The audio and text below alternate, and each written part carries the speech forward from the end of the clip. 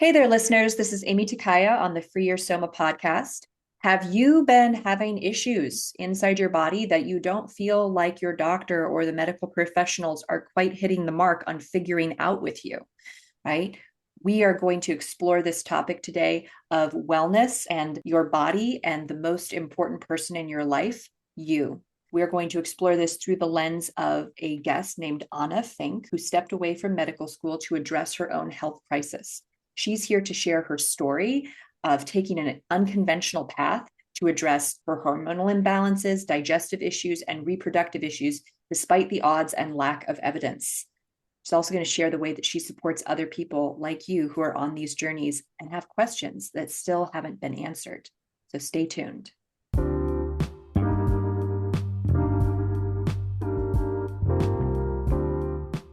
Every day there is a forgetting, and every moment there is the possibility of remembering. Remembering who you truly are, awakening to your body, to the inner world, to the experience of being alive. Here is where you find the beauty, the joy, and here is where you free your soma. I'm your host, Aimee Takaya. I'm here to help you move from pain to power, from tension to expansion, and ultimately from fear to love. Welcome, Anna, to the show. Thank you, Amy. It's a pleasure to be here. Yeah, I'm so glad to have this conversation. I feel like I can really resonate with some pieces of your story that I've been reading, in your bio and what you've already kind of shared with me before we started recording. In terms of having stepped away from becoming a medical doctor, what do you call yourself now? If you're not a medical professional, you're in some other category. Tell us a little bit about like that transition and what you identify with now. Yes, so I am a wellness architect and I stepped away 8 years ago. And then that led me to forge my own path. And it's been what I call my personalized PhD. So while I didn't obtain my MD, I created my own degree. And it's really been through embodied wisdom and lived experience of trial and error and finding what does and does not work through experimentation that led me to where I am today. Wow. And it sounds like you had some pretty difficult things that you were dealing with. Were you dealing with these things like before you entered medical school? Like when did kind of your health issues start to really stand out to you? Absolutely, yes. I had been dealing with digestive issues ever since I was young, but I didn't know anything different. So I normalized them like so many of us do. And I think this really highlights the low threshold that we have, or the low standard that we have in society for health and what true health is. And we just grow accustomed to what we've known without realizing there's so much more and there's another level. And so I then became more and more aware of these symptoms as I went through my pre-med curriculum, and then realized at the point where I lost my period completely and went through severe adrenal fatigue that like, hey, something's not right. And while I was told I'm fine and like, oh, just rest or whatever it was, there was so much more. Yeah, yeah, and medical school, especially pre-med and formal schooling in general is very rigorous. Do you feel like that sort of was a highlighter for you in terms of like how your body's been managing stress isn't sustainable? Absolutely. It was that pre-med curriculum and all the time leading up to medical school that was so stressful, and just the admission process and the preparation and the MCAT and all of that, that was incredibly stressful. And I noticed in looking back in hindsight that my cycle had changed, and I just wasn't super connected to my body to know what was going on with these changes. I didn't know how to read into it and say like, hey, there's imbalance here. I just kept pushing through. And had you received any kind of like formal diagnosis of like PCOS or endometriosis, or was there any like sort of beginning point that you started at with like, okay, this is sort of what they say is going on? Yes, it wasn't until I lost my period completely and was a few months into that that I was diagnosed with hypothalamic amenorrhea, which is a fancy term for lack of menstruation or an absent period.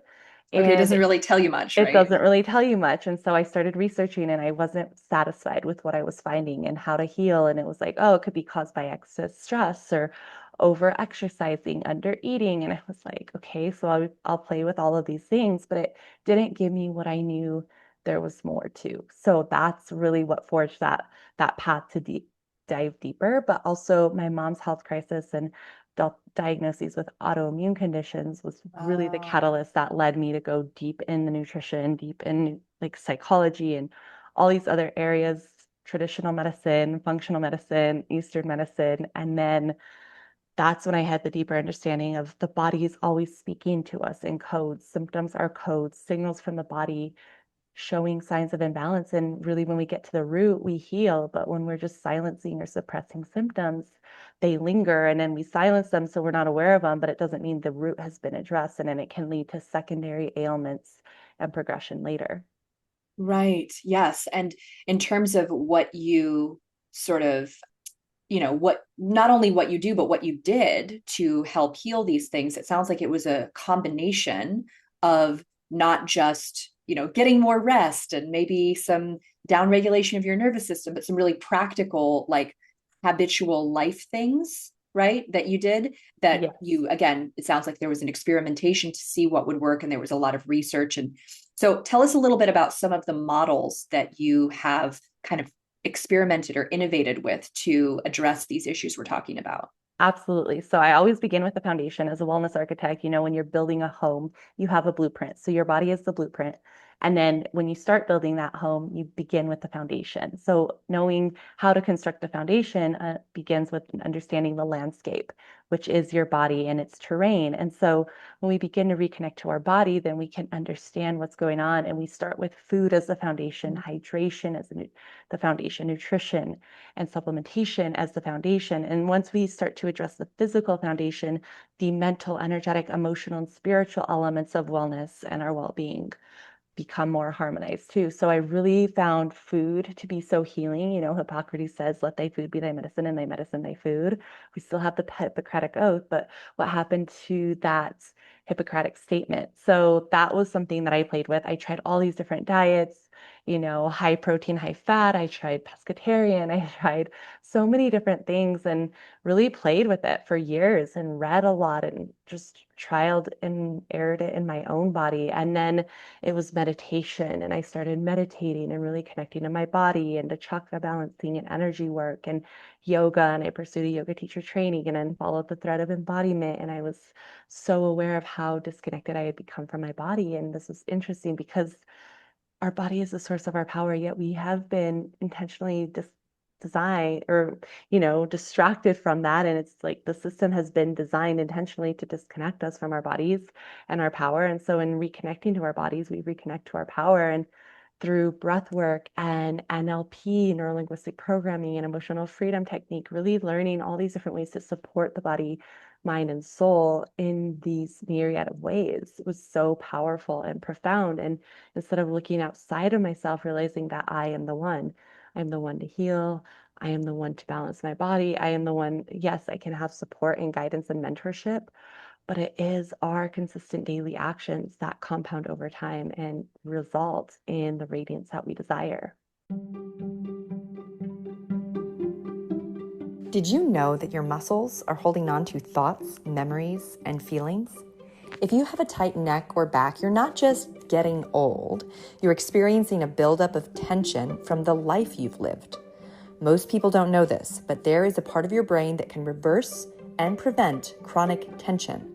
When you relax your muscles, you not only move better and regulate your nervous system, but you also free yourself from the grip the past has over your body. So you can live with freedom, confidence, and enjoy your life now. How does that sound? Join me, Aimee Takaya, and discover what my clients are raving about at youcanfreeyoursoma.com. Right. And so it sounds like this was a living process for you. This was something that was ongoing that you had to recommit to, right, Mm-hmm. regularly. And Yes. I think you know, it's pretty remarkable that you were able to keep recommitting to it this way, because I'm sure that there were times that were very frustrating, especially with food. Like, I know a lot of people are like, well, I read this and then I read that, and like, is cholesterol good for me, is it bad for me, is it, should I be eating like, no fruit because it has sugar in it, or should I eat fruit because it's so nutritious, like there's all this like conflicting information. Yes. And so I imagine that you did go through a lot of frustration, and different kinds of emotions. And it sounds like you resourced yourself with meditation and other kinds of mindfulness practices that were part of supporting you to continue to like keep going and keep recommitting to this sometimes very confusing terrain of wellness, right? Absolutely. And there were times where I thought I was eating so healthy, but then I realized, oh my God, that wasn't healthy.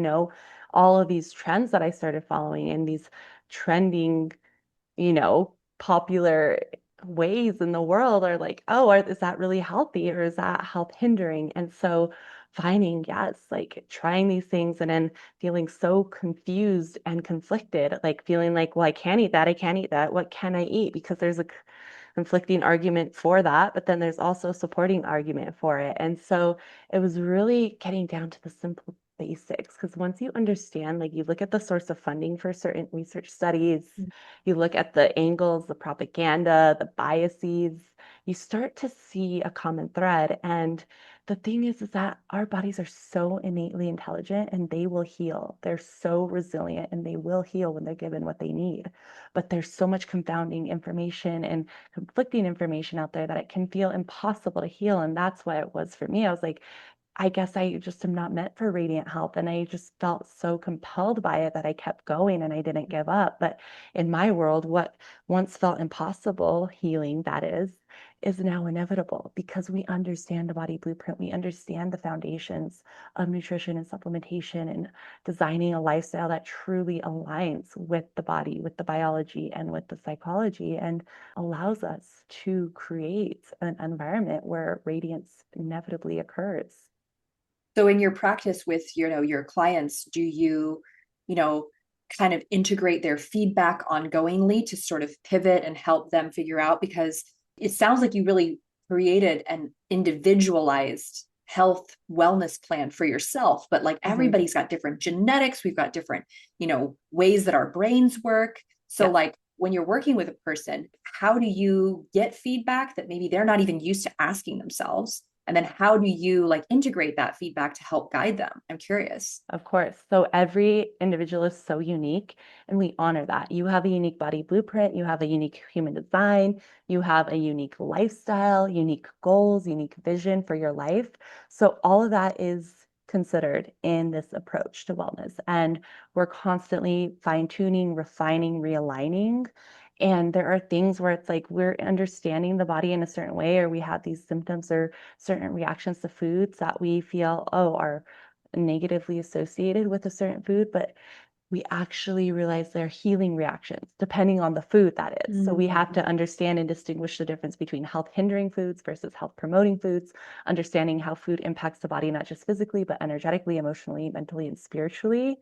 And then see, like, okay, yes, based on your living environment, based on your toxic load, based on the pathogenic load, based on toxic heavy metals in the body or whatever symptoms you're experiencing, like, let's fine tune this and modify it so it feels more supportive and really titrate it to the individual's nervous system rather than a one size fits all, because that's never how it is. It's so curated and customized to the individual. Yeah. And sometimes people have multiple layers of things going on too. Like in Right. terms of the clients that you work with, what are some of the kind of common intersections? Have you worked with people with Lyme and POTS and like some of these, more mysterious like Yes. diseases and things like this? Mystery conditions and illness, chronic illness, autoimmune conditions, really when it began with my mom with autoimmune conditions and understanding the truth and finding the link to Epstein-Barr virus and these autoimmune conditions has been so powerful and profound to know that there's a pathogen at the root of this.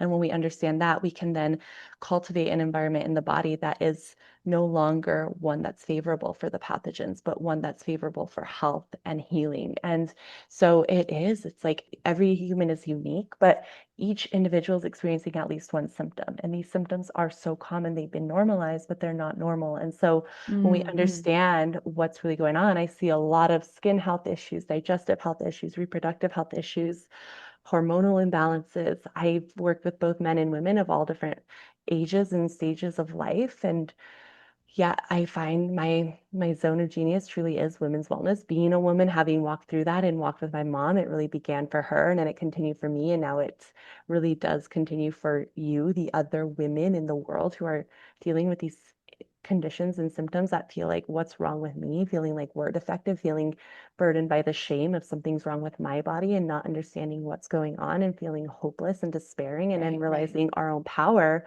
to architect health when we understand the body. But we haven't had that blueprint or that understanding, and it's not our fault at all. It's like we did not manifest these symptoms or conditions. We live in a world where there are toxic exposures, pathogenic exposures. It's not our fault. We didn't manifest it. We didn't create it with our thoughts. It's understanding and moving through this living ecosystem of this world and understanding what can we control versus what is an exposure that we can't, but really supporting the body where we can. Yeah, so it sounds like there's a complexity to this that you're Hmm. used to. You're kind of like aware of, Totally. okay, yeah, okay, so you're feeling this and you're feeling that. How much of that is our, beliefs and our conditioning and the things that we, kind of can control or we think we can control psychologically and Hmm. emotionally by processing a unprocessed traumatic event in our lives? And how much of this is literally like a pathogen that you were exposed to or a Right. toxic load that you're carrying that is simply because of maybe where you were brought up geographically and the kind of water you drank. Exactly. And it's so multifaceted. And then it could be mold exposure too. Mm, Like, what kind of air are we breathing? What kind of toxic heavy metals are we breathing? Or have we had a lot of yeah, exposure with braces and mercury fillings or whatever it is? It's like each body presents differently. And so it's really getting curious and dissecting the interesting. Yeah. symptoms. I've had a theory for a while, and maybe you have something to say about this, about kind of when our nervous system, and this is why I think like meditation and Hmm. mindfulness practices, they help so much. I do somatic movement and somatic release with people. It's Yeah. like that foundational piece is Yeah. so powerful because it allows your body to go into parasympathetic or into healing mode. And at the same time, there are limits to how far that can take you before you need something really practical, right? So Yes. it's a foundational piece, having, the ability to actually down regulate yourself out of stress. But if the Hmm. stress is reoccurring and the issue is persisting, then it takes another angle. But if you are able to get that foundational piece in there, I think this is where it comes in as a theory. I think that if you have a more down-regulated nervous system that goes into healing mode on a regular basis, instead of living in chronic Hmm. fear and fight or flight, then mold and these other things are less impactful to you because your body's able to take care of it. And now I'm Right. talking about someone who maybe doesn't already have a toxic load or has healed from that toxic load versus someone who's dysregulated, their nervous system's totally on all the time. They're not sleeping Hmm. well. Their body doesn't go into parasympathetic easily. And then they're exposed to mold. And then they're exposed to toxins. Like it's just going to compound it. Right. Well, the stress truly does compromise our immune function and strength. And so that adrenaline and that fight flight response codes our body for survival. And when we're in survival, we're full of adrenaline. Our brain, that's creating brain heat that makes our nervous system and body more susceptible to these invaders, pathogens. And so, of course, and it's also something to note that the pathogens will feed off of the adrenaline too. Mhm. So that just feeds and spurs that So it environment and almost creates makes you more. more attractive to them. Right. It's like, well, and of course, and it lowers our defenses. But like we all have some sort of pathogenic load, right? And like we're Yes. exposed to it at different times, but then they go through dormancy and latency phases. So there are times where they're not so loud and present and they're in a more dormant phase, but the more we feed them with their preferred fuels, with stress, toxic heavy metals, toxins, the more the body's compromised, the weaker our system becomes, the more they can thrive and propagate. And if we're eating an acidifying diet, meaning like foods that create acidity in the body, that diminishes our oxygen concentration, and oxygen is antiviral in nature. So that's going to diminish our immune strength and create more favorability for these viruses, pathogens, bacteria to thrive, propagate, and proliferate.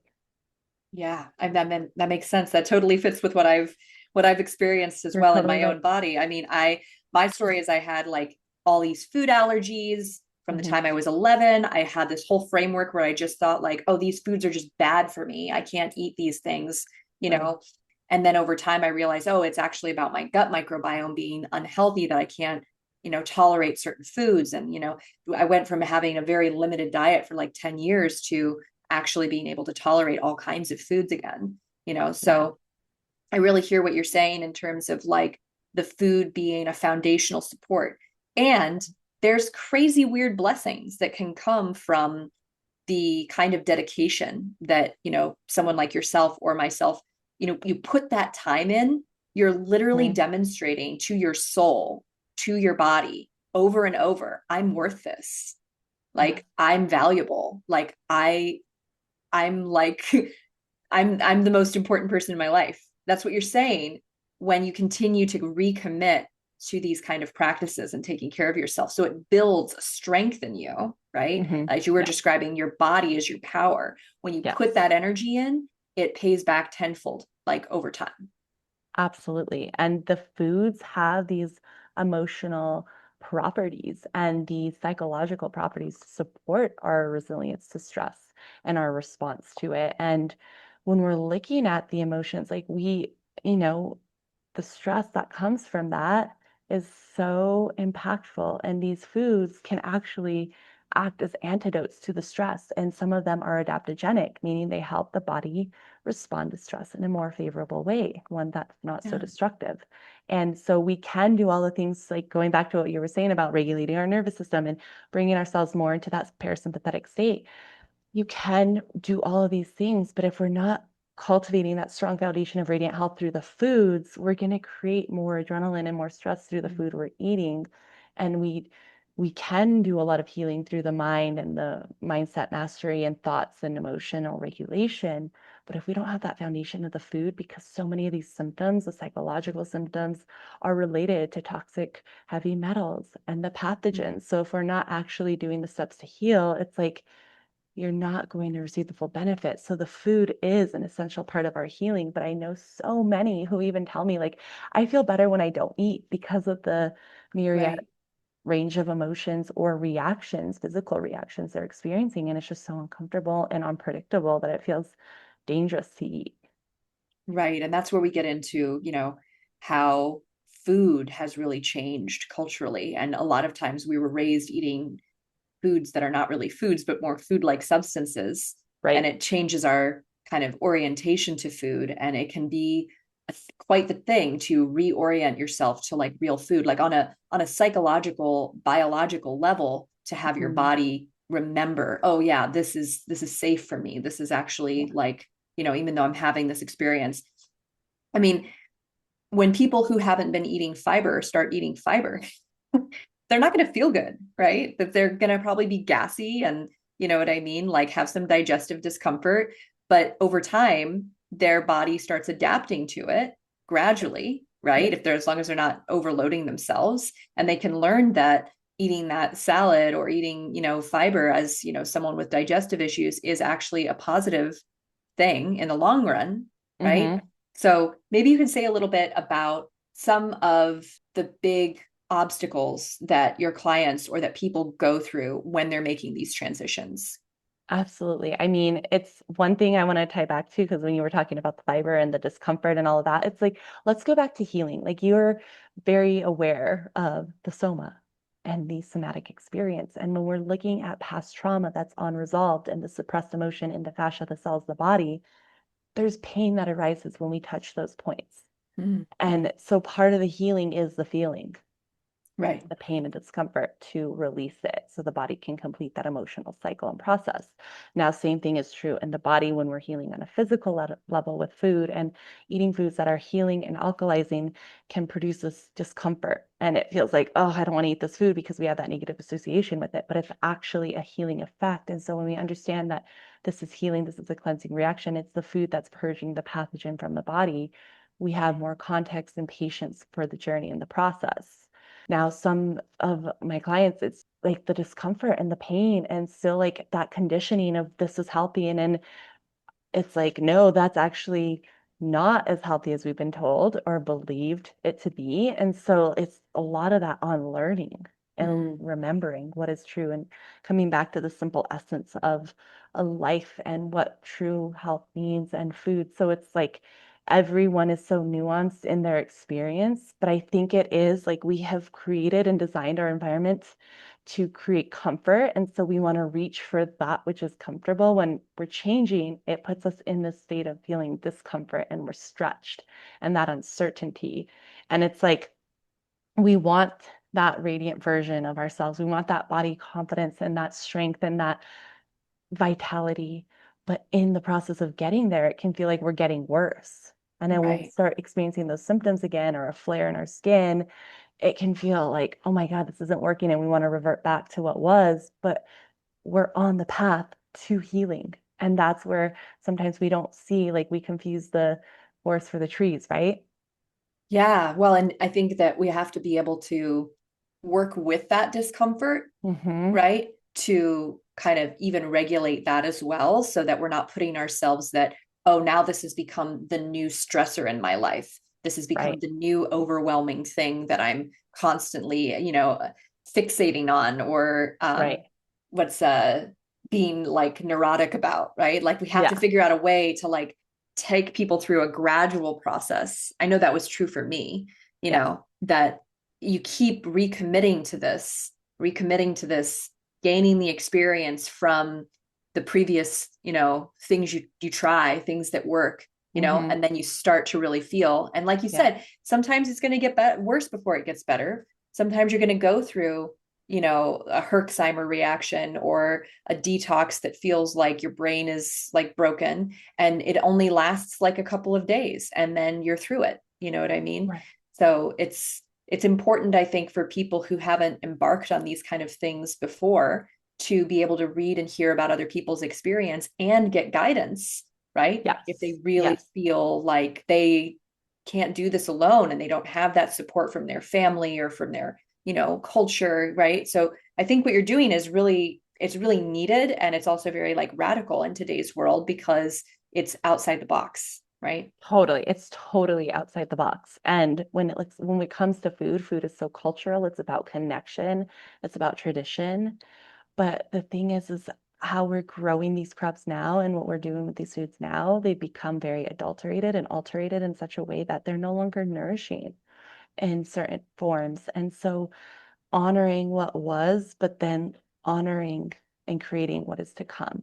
And so, how do we, like, when we're experiencing these health challenges, it can feel so lonely, but it's only become more prevalent, more common. And so, Mm. I feel like it is our duty, our responsibility to lead ourselves so that we can lead others because we go first. And so many people are going to be experiencing their own challenges with respect to their health because we lived in a world that prided our productivity or our worth based on how much we did get done and how much we do, and instead of focusing on the essence of our being. And so it can create a lot of internal conflict, but also like Yeah.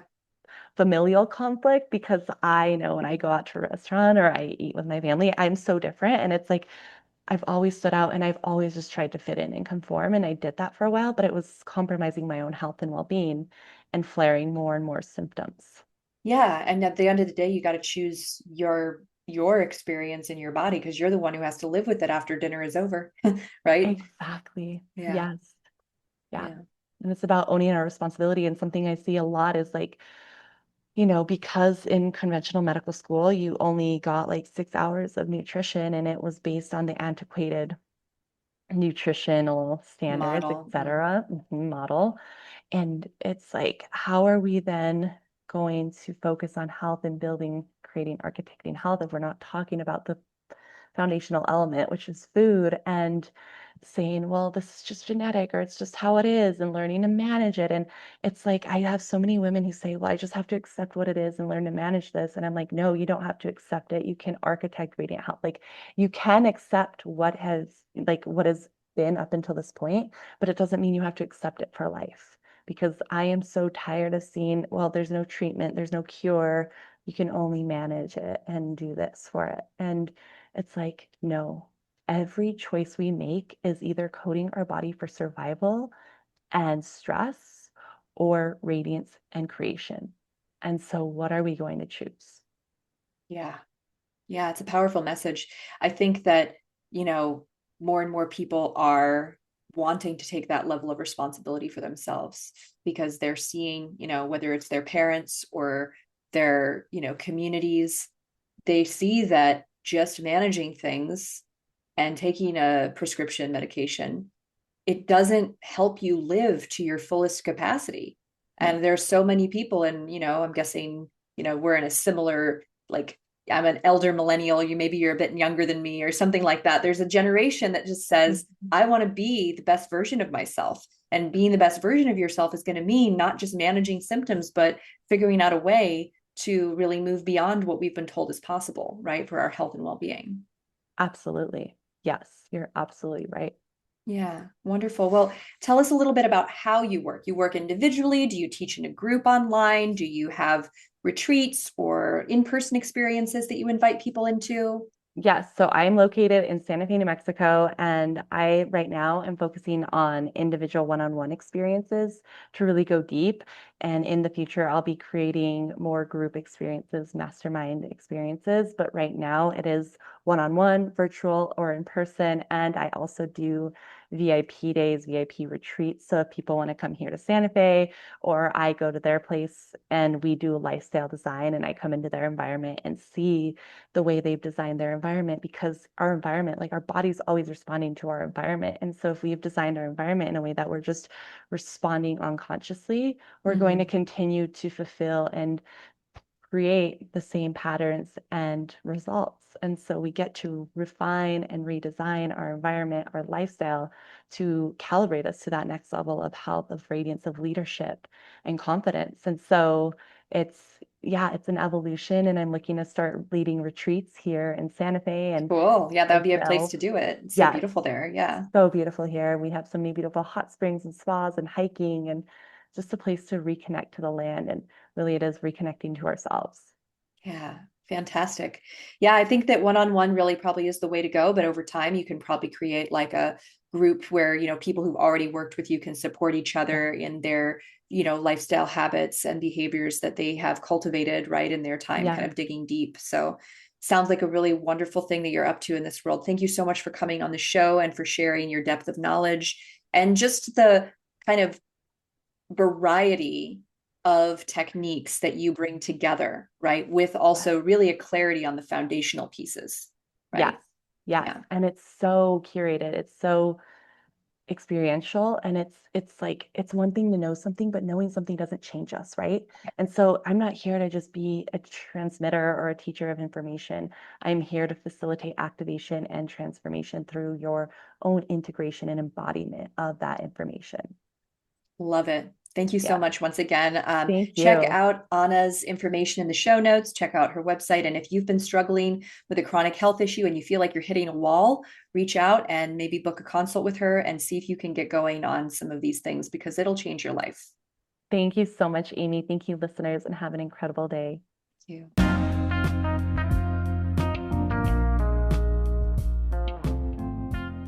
Hey there, friend. I hope you enjoyed today's episode. I would love to hear your thoughts. Follow me on Instagram at Aimee Takaya and send me a DM about this episode. I'd like to thank you for being part of this somatic revolution. And if you'd like to support the podcast and help more people learn about somatics, consider leaving a review or a rating.